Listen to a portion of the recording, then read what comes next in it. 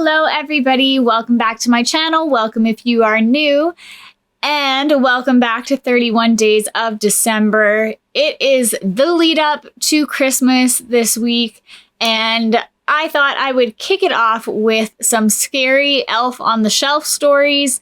Now, for some odd reason, these are actually few and far between. I couldn't really find a lot of them when I was looking online, so I apologize if you have heard these before.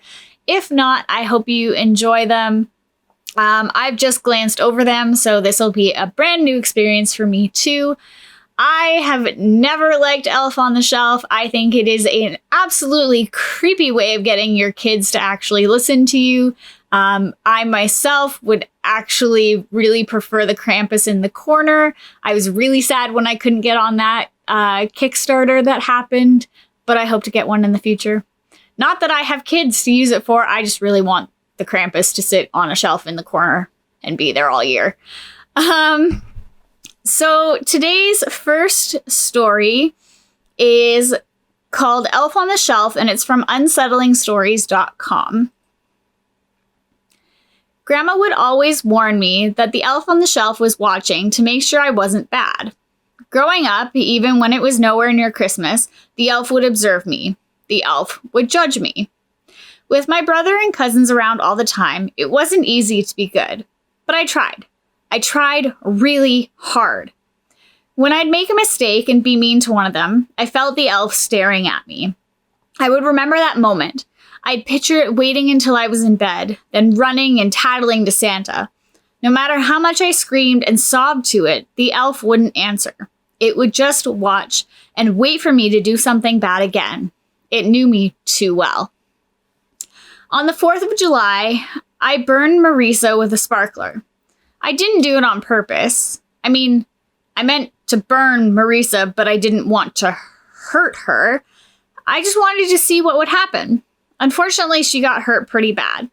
Grandma had to take her to the hospital, but not before she got out the belt and whipped me until I couldn't sit down. After Marisa's mom came over to give me a beating of her own, I was left watching Neil, my little brother. Grandma was still at the hospital. Neil watched TV while I tried to walk off the pain from the beatings. Before Dad died, that's what he'd tell me to do. Walk it off, you little. I walked a lot. When I got to the living room, the elf was watching me. It knew. Its wooden mouth was open, almost like it was screaming accusations. You're a bad kid. No one likes you. Santa thinks you're terrible. You'll be a bad man when you grow up. It didn't actually speak, of course, but it was obvious that that's what it meant. It was the same stuff Grandma said to me day in, day out, and somehow I always made sure to live up to it. Try as I might, I couldn't be good. At the age of 8, I was already certain I was rotten to the core. Months went by, and my best efforts yielded punishment. If I wasn't accidentally knocking over a vase in the kitchen, I was tracking mud into the hallway. Invariably ended with my pants around my ankles and my grandfather's old leather belt smashing into me as I tried not to scream. Screaming would only make it last longer. When it was finally over, I inched my jeans and underwear back up. I told myself I'd be better and that I'd be a good kid from here on out. And for a while, for the entire month of November and into December, I was. Grandma, Neil, and I went to get our Christmas tree on December 4th. We came home and decorated it while cookies baked in the oven. I remember Grandma lifting me with her strong, solid arms so I could put the star on top. The star had been her daughter's, my mother's. It was one of the only things that we had left that belonged to her. On December 5th, after Neil and I had gotten home from school, we were playing around. Like all brothers, we played rough. With him being 6 and me being 8, I was quite a bit bigger. When we were wrestling and I was spinning him by his arm, I made a mistake. I let him go and sent him straight into the Christmas tree. It fell onto the hardwood floor, ornaments broke, and the lights went out. The star shattered. In an instant, I was panicking. I knew Neil would tell Grandma. I knew the elf in the other room would learn what I'd done. I'd been good for so long that I started hoping I might get Christmas presents. After this, though, after breaking the one thing Grandma had left of her daughter was killed by Dad, Grandma would beat me senseless. The elf would tell Santa I'd get nothing, and Neil would taunt me with his presents. Something sparked inside me. What if the elf hadn't seen what happened? What if Neil didn't tell Grandma? I was very busy for about an hour. By the time I was done, Grandma would be back from work any minute. I knew I might not fool her, but I'd fool the elf. That was most important. It was he who talked to Santa, not Grandma. I wore Neil's face into the living room and looked at the elf on the shelf. He stared back with his black, judgmental eyes. I'm sorry I knocked over the tree and broke the ornament, I said, doing my best impression of Neil's high voice. I thought about his body cooling on the kitchen floor and his blood making a mess everywhere. Maybe Grandma would believe he fell on a knife if I cried hard enough. Under the mask of my brother's skin, I peered at the elf through the eye holes. The skin tasted awful, but I had to breathe through my mouth because the nose holes didn't line up right. I wondered if the elf believed me. I'm sorry, elf, I squeaked again. I heard the garage door rising and the car pulling inside. Grandma was home. I felt a new rush of panic. I glared through the cold mask at the arbiter of my Christmas fortune. The door connecting to the garage to the kitchen opened, and I heard my grandmother's shrill, hysterical shriek. Elf, I whispered, as tears mixed with my brother's blood and cascaded down my face. The elf on the shelf turned its head 360 degrees as its mouth opened and closed. When it faced me again, it spoke. You've been very bad, Neil. I fell to my knees in fervent, incomprehensible relief. Some part of me heard Grandma still screaming, somehow even louder when she came into the room and saw me. Again, the elf spoke. You've been terrible, Neil. Grandma whirled around and looked at the elf, but then shook her head back and forth like she was trying to get a hold of herself. I stood up. Not wanting to ruin the illusion for the elf, I held the mask to my face until I left the room and sat down in the kitchen. Grandma didn't try to hit me. She didn't touch me at all. I piled the skin back on Neil's head and told Grandma he fell. She didn't answer. It didn't matter, though. 20 days later, in my own warm room at the hospital, I got some very nice Christmas presents. The doctors and the nurses were so kind and gentle with me. One even hugged me after I'd opened my gifts. The gifts weren't exactly what I'd hoped for, but they were better than nothing. So much better. I giggled to myself as we hugged. When the nurse asked what I was laughing at, I lied and told her I remembered a funny joke. She smiled, and I was surprised to see a tear running down her cheek. I didn't think much of it. All that mattered was that I'd won. I'd finally fooled the elf on the shelf.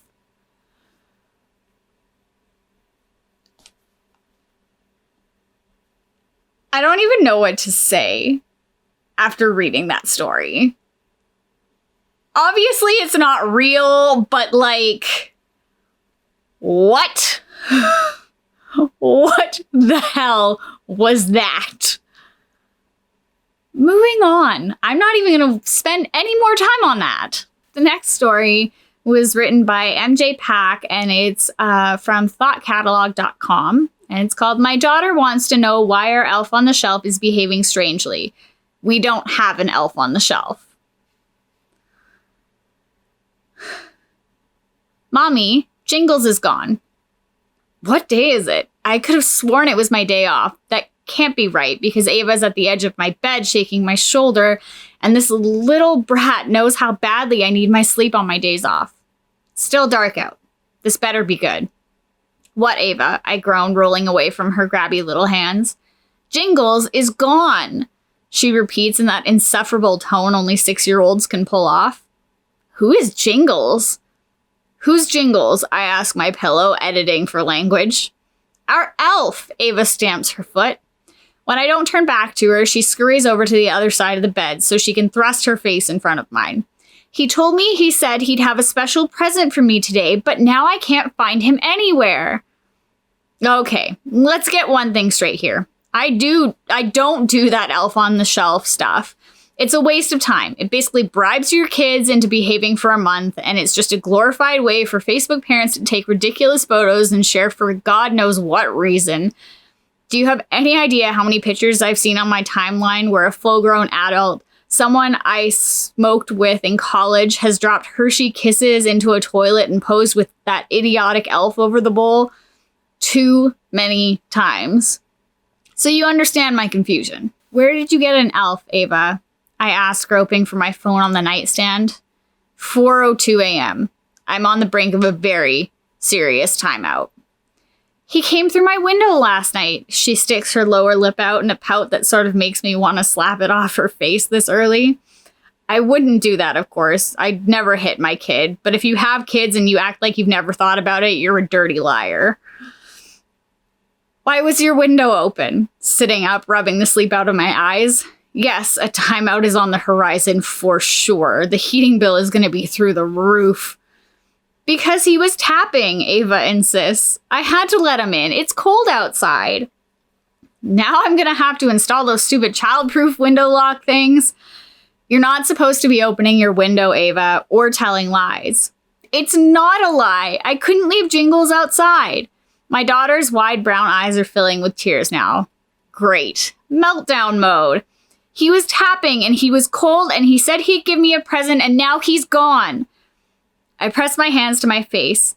I'm running on 4 hours of sleep and short on patience.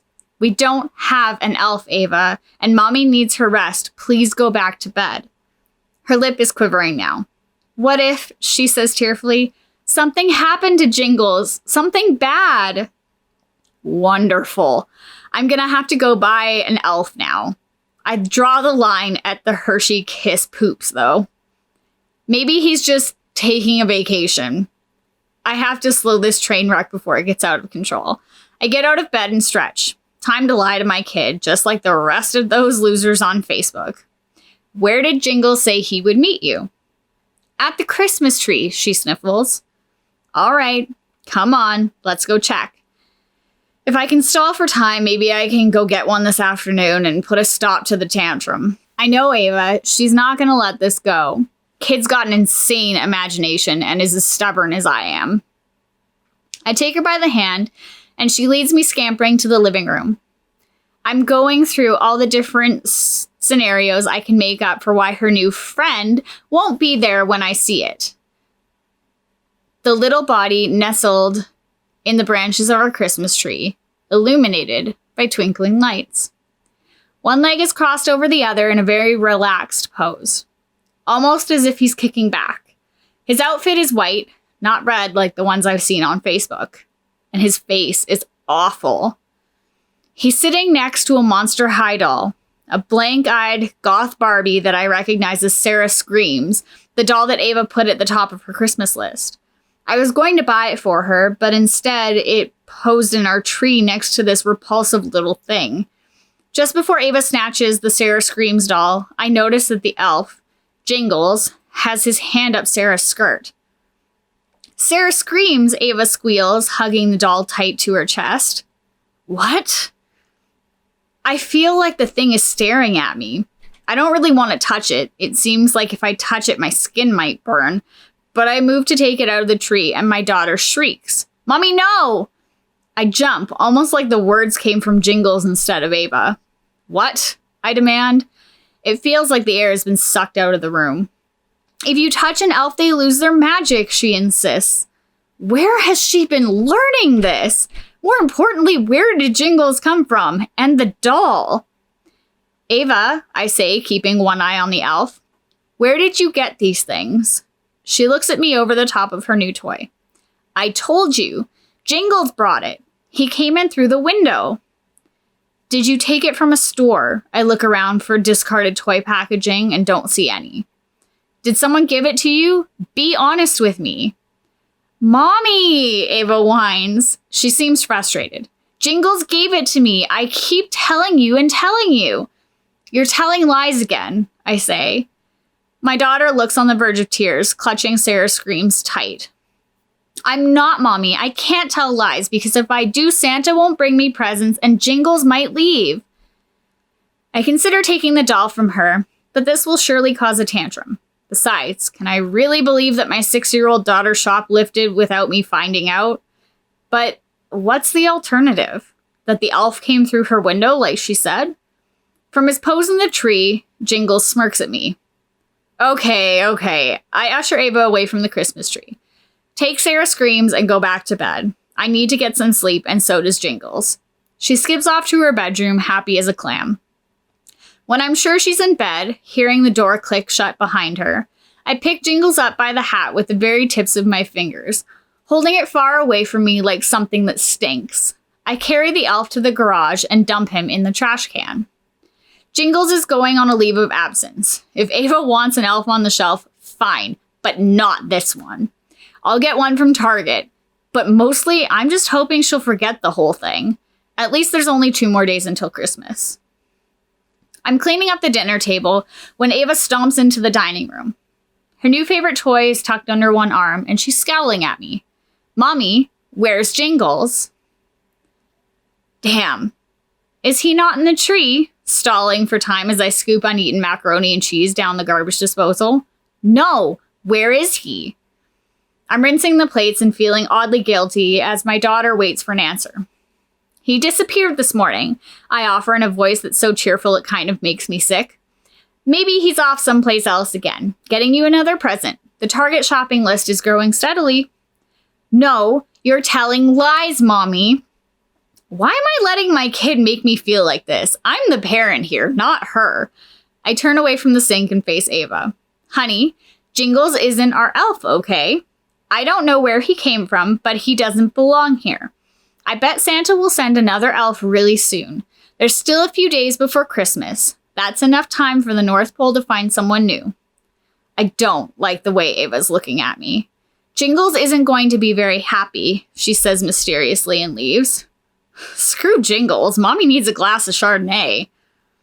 For the second day in a row, I wake up to the sound of my daughter's voice. Look, Mommy, she cries right in front of my ear, jerking me out of a sound sleep. Jingles came back again. I have no idea what she's talking about. For a second, I can't remember what Jingles is, but I reach for my phone to see what ungodly hour of the morning it is. I freeze. Sitting next to my iPhone is that thing, the elf in all white.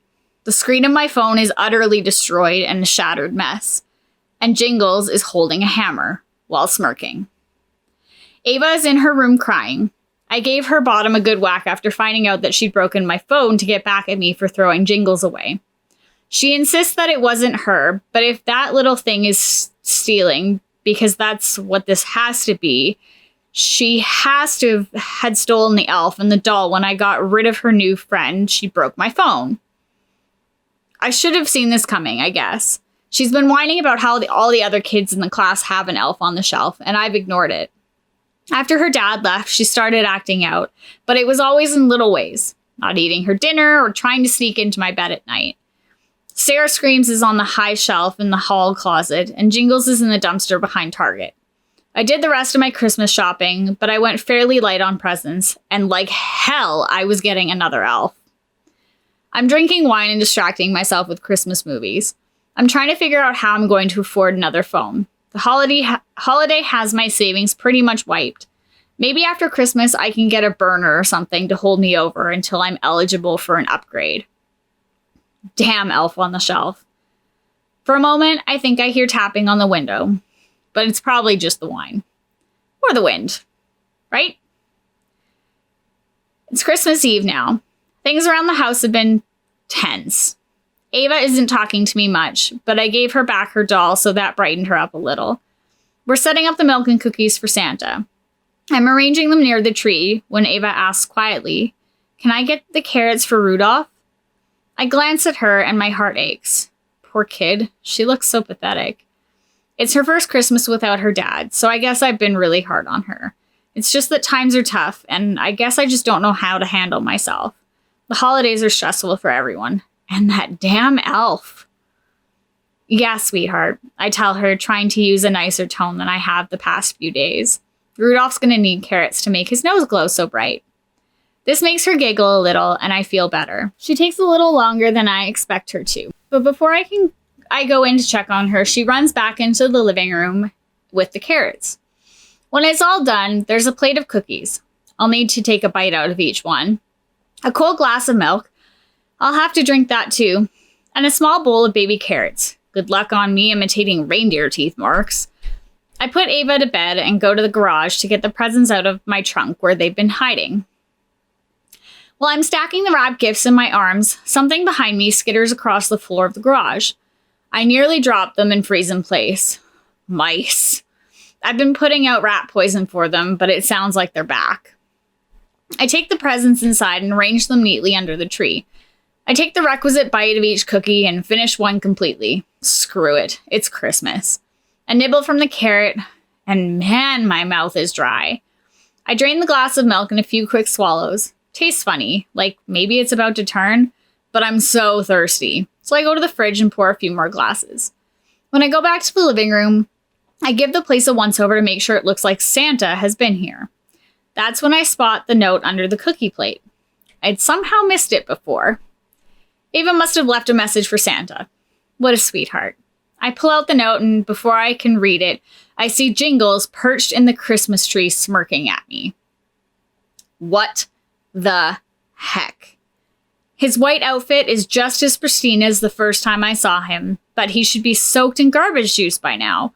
Not to mention, there is no way he can be here. There's no way. My guts roll. I suddenly feel sick. I look at the paper in my hand, a scrawling child's handwriting in pink crayon. I'm sorry, Mommy. Jingles is mad at you and says this is what I have to do. He says he will take me to the North Pole and I will meet Santa and get lots of presents. I want presents and you are a mean mommy. Jingles is nice. He tells me things at night, and last night he told me to put the funny powder in your milk. I want to meet Santa. I'm sorry. I will miss you, Mommy. You were not always mean. Ava. I scramble to the kitchen to the sink, forcing my fingers down my throat. My first instinct is to call 911, but I don't have a phone. Ava broke it. Jingles broke it. Some of the milk comes out in a lukewarm rush, but not all of it. Not enough. My stomach is still rolling, and it starts to get dark in here. I stumble back into the living room, trying to make it to Ava's room. I fall to my knees in front of the Christmas tree and vomit again on the carpet. There's blood this time. Jingles is on the floor now, in front of the tree next to the presents, and the last thing I see as I lose consciousness is 3 boxes of rat poison that he's sitting on. And somewhere from behind me, I hear, "Can we go to the North Pole now, Jingles? I can't wait to meet Santa." Ew. I think that is like one of the biggest problems that I have with elves on the shelf is that like I am absolutely terrified they are going to come to life and like move around. Like I don't have an irrational fear of dolls, but like Elf on the Shelf is a whole new level of creepy. Ugh. The last one is from Reddit, and it's actually on the No Sleep feed, and it's a spy cam in my Christmas tree caught more than just Santa. Last year on Boxing Day, I found a really cool ornament in a clearance box. It had a built-in camera to record a unique perspective on your holiday celebrations. I grabbed the last one from the store's dusty shelf and brought it home for less than $10. I forgot about it until my wife, my 2 daughters, and I decorated the house earlier this month. I told my daughters about the camera and said we'd secretly catch Santa in the act.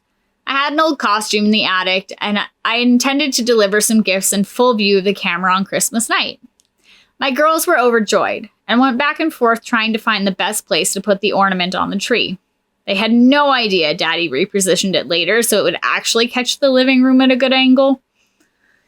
In the nights leading up to Christmas, I turned the camera on to make sure everything was working properly. In the morning, I previewed the footage, just long enough to confirm the thing was working. Satisfied, I inserted the micro SD card back into the ornament and slipped in a new battery in anticipation for the big night.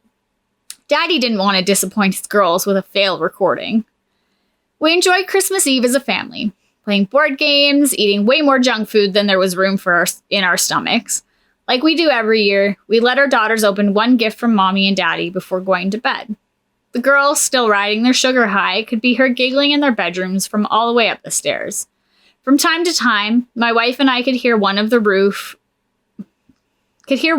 shush the other, claiming she'd heard hooves on the roof or bells jingling. Eventually, our kiddos dozed off. My wife kissed me on the cheek and headed to bed, while I turned off all the lights. I retrieved the costume and tiptoed to the living room, getting ready for my big feature film debut. I did everything you would expect Santa to do. I ate most of the cookies, I drank the milk, I pet my large stomach and said my ho-ho-hos, and I dropped a few presents by the fireplace, all in full view of the camera. Pretty good acting job, if I do say so myself. On Christmas morning, the girls came running into our bedroom to wake us up. They excitedly insisted we watch the video before opening presents. I transferred the footage to my laptop, forwarded to where Santa showed up, and pressed play. My girls squealed with delight and jumped in front of the screen, frantically waving at Santa while obscuring the video from my view. It brought me so much joy to see how happy my girls were. I was too lazy to stop the video, so it continued to play in the background while we unwrapped out gifts. I spotted a box I had not seen the night before. It was a small and wrapped in blue foil paper, and I did not recognize it.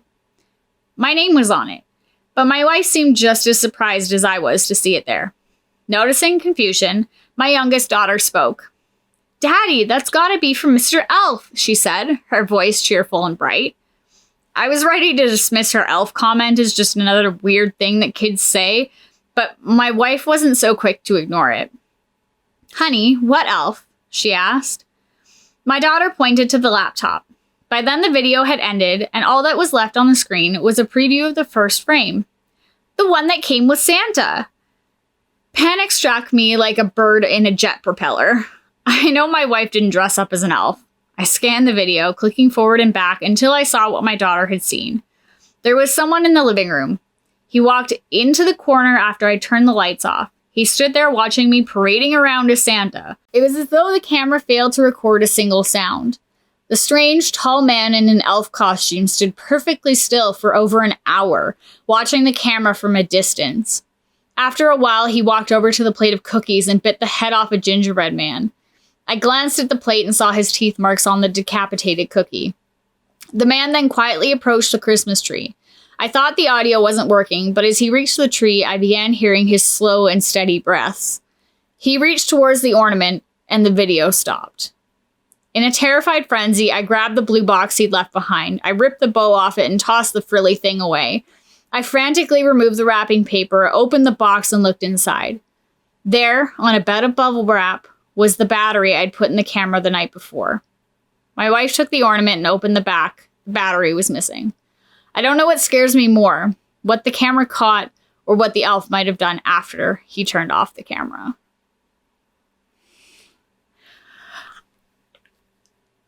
I mean, obviously, like, this isn't even just Elf on the Shelf. Like, obviously, I don't know if somebody broke into their house as an elf or what, but no, that is all kinds of no thank you, no sir, no how. I always double check and triple check that everything in my house is locked before we go to bed. Like, I have a big dog, and if anything, like, startles me, he is up and out of bed barking already. Like, just no, I can't handle that.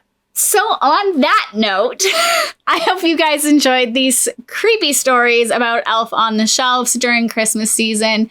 If you guys have any creepy stories and you have an elf on the shelf at home, please leave the stories down below in the comments. I would love to read them.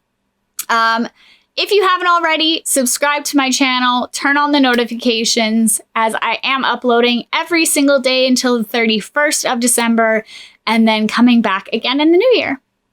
I'll catch you guys in the next video.